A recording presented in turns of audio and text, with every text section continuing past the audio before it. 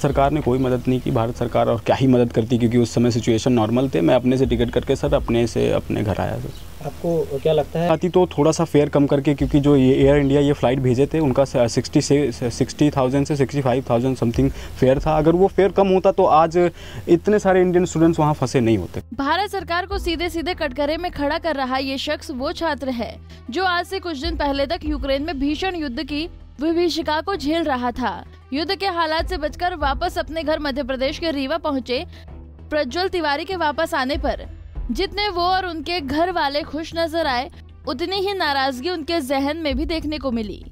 इस दौरान उन्होंने वहां फंसे छात्रों का दर्द साझा कर सरकार से हाथ जोड़कर ये गुजारिश भी कर डाली। सर अभी वो अपने रिस्क पे बॉर्डर क्रॉस करके टैक्सी बुक करके बसें बुक करके वो दूसरे देश जा रहे हैं, जैसे रोमानिया, पोलैंड।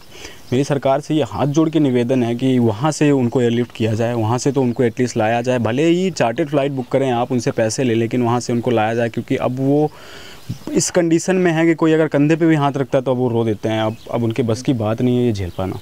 आपकी वापसी किस तरह से हुई? भारत सरकार ने किस तरह की मदद की आपकी? सर भारत सरकार ने कोई मदद नहीं की, भारत सरकार, और क्या ही मदद करती, क्योंकि उस समय सिचुएशन नॉर्मल थे। मैं अपने से टिकट करके सर अपने घर आया सर। आपको क्या लगता है अगर भारत सरकार चाहती तो वापस ला सकती थी अपने नागरिकों को? जी हाँ, भारत सरकार चाहती तो थोड़ा सा फेयर कम करके, क्योंकि जो ये एयर इंडिया ये फ़्लाइट भेजे थे उनका 60,000 से 65,000 समथिंग फेयर था। अगर वो फेयर कम होता तो आज इतने सारे इंडियन स्टूडेंट्स वहाँ फंसे नहीं होते। कम सरकार को कुछ मैसेज देना चाहेंगे? सरकार को मैं कुछ नहीं, मैं सरकार से निवेदन करना चाहूँगा कि जितने भी वहाँ फंसे हुए हैं भारतीय स्टूडेंट्स, उनको जल्द से जल्द वापस लाया जाए।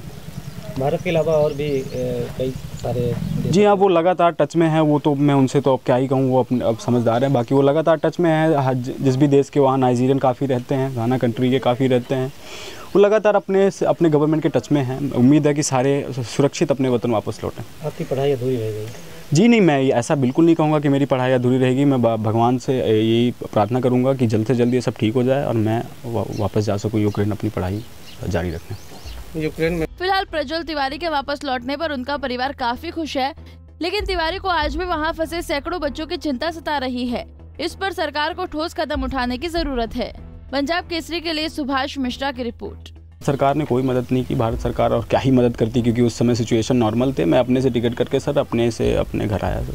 आपको क्या लगता है आती तो थोड़ा सा फेयर कम करके, क्योंकि जो ये एयर इंडिया ये फ़्लाइट भेजे थे उनका 60,000 से 65,000 समथिंग फेयर था। अगर वो फेयर कम होता तो आज इतने सारे इंडियन स्टूडेंट्स वहाँ फंसे नहीं होते। हमसे जुड़े रहने के लिए हमारे YouTube चैनल को सब्सक्राइब करें और नई वीडियो की नोटिफिकेशन के लिए बेल आइकॉन को दबाएं।